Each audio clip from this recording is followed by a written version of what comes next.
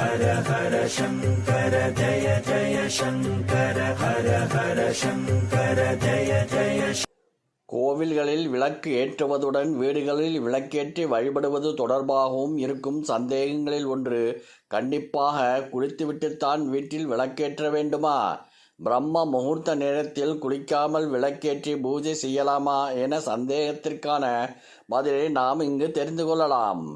பிரம்ம முகூர்த்த வேளையில் வீட்டில் விளக்கு ஏற்றுவதற்கான விதிமுறைகள், காலையில் எழுந்ததும் என்ன செய்ய வேண்டும் என்பது உள்ளிட்ட விவரங்களை தெரிந்து கொள்ளலாம். நம்முடைய சாஸ்திரங்களில் விளக்கேற்றி வழிபடுவது மிக முக்கியமான ஒன்றாகும். சாதாரணமாக இறை வழிபாடு செய்வதை விட விளக்கேற்றி செய்யும் வழிபாடுகளுக்கு பலன் அதிகம் என்பார்கள். வீட்டில் விளக்கேற்றி வழிபடுவதால் வீட்டில் உள்ள எதிர்மறை சக்திகள் நீங்கி நேர்மறை ஆற்றல்களும் தெய்வீக அருளும் நிறைய லட்சுமி கடாட்சம் பெருகும் என்பது நம்பிக்கை. காலை மாலை 2 வேளையும் வீட்டில் விளக்கேற்றி வழிபடுவது நல்லது. அதிலும் காலையில் பிரம்ம முகூர்த்த வேளையில் வீட்டில் விளக்கேற்றி வழிபடுவது மிகவும் விசேஷமான பலன்களை தரும் என சொல்லப்படுகின்றது.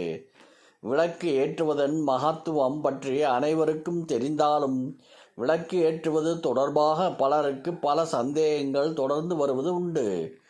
எந்த திசையில் விளக்கேற்றலாம், எந்த நேரத்தில் விளக்கேற்றலாம், எத்தனை முக விளக்கு ஏற்ற வேண்டும், எந்த எண்ணெய் மற்றும் திரியை பயன்படுத்தி விளக்கேற்ற வேண்டும், எந்த எண்ணெயில் விளக்கேற்றினால் என்ன பலன் கிடைக்கும், எந்த உலோகத்தால் ஆன விளக்கு ஏற்ற வேண்டும், எந்த எண்ணிக்கையில் விளக்கேற்ற வேண்டும், ஆண்கள் விளக்கேற்றலாமா என்பது உள்ளிட்ட பல சந்தேகங்கள் கேள்விகளும் காலம் காலமாக எழுப்பப்பட்டு வருகின்றது.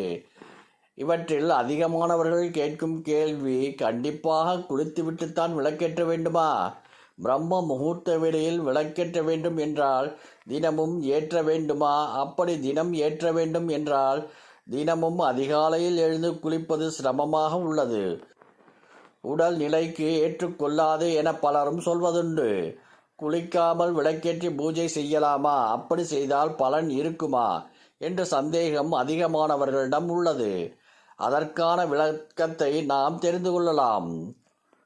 காலையில் எழுந்து முதலில் சென்று பின்புற வாசல் அல்லது ஜன்னலை திறந்து வைத்துவிட்டு அதற்கு பிறகுதான் சென்று முன்புற வாசலை திறக்க வேண்டும். முதலில் வாசல் தெளித்து மங்களகரமாக கோலமிட்டு வீட்டிற்கு வந்து முடிந்தால் குளிக்கலாம். உடல்நிலை காரணமாக குளிக்க முடியாதவர்கள் பல் துலக்கி கை கால் முகத்தை சுத்தமாக கழுவிவிட்டு வந்து பூஜை அறையில் விளக்கேற்றலாம். விளக்கேற்றி விட்டு நெற்றியில் திருநீர் பூசிக்கொண்டு உங்களில் வழக்கமான வேலைகளை பார்க்க சென்று விடலாம். இது தீட்டு காலங்களுக்கு பொருந்தாது. அதே போல மாலை 5 மணி முதல் 7 மணி வரையிலான நேரத்தை விஷ்ணு முகூர்த்தம் என்பார்கள். இந்த நேரத்தில் விளக்கேற்றி வழிபடுவது சிறப்பான பலன்களை தரும். ஒருவேளை நீங்கள் மந்திரங்கள் உச்சரித்து பூஜை செய்ய போகிறீர்கள், பரிகாரத்திற்கு விளக்கேற்றி பூஜை செய்ய போகிறீர்கள் என்றால் பிரம்ம முகூர்த்த நேரம் உள்ளிட்ட எந்த நேரமாக இருந்தாலும் சுத்தமாக குளித்துவிட்டுத்தான் விளக்கேற்ற வேண்டும். குறிப்பிட்ட நாள் கணக்கில் விரதமிருந்தோ அல்லது பிரம்ம முகூர்த்த நேரத்தில் எழுந்து வழிபாடு செய்ய போகிறீர்கள் என்றால் தினமும் அதிகாலையில் தலைக்கு குளிக்க வேண்டும் என்பது கிடையாது. உடலுக்கு மட்டும் குளித்துவிட்டு உங்களின் வழிபாட்டினை செய்யலாம். விரதம் துவங்கும் நாள் முக்கியமான நாள். விரத நிறைவு செய்யும் நாளில் மட்டும் தலைக்கு குளித்து விட்டு பூஜை செய்யலாம். ஹர ஹர சங்கர ஜய ஜய சங்கர ஹர ஹர சங்கர ஜய ஜய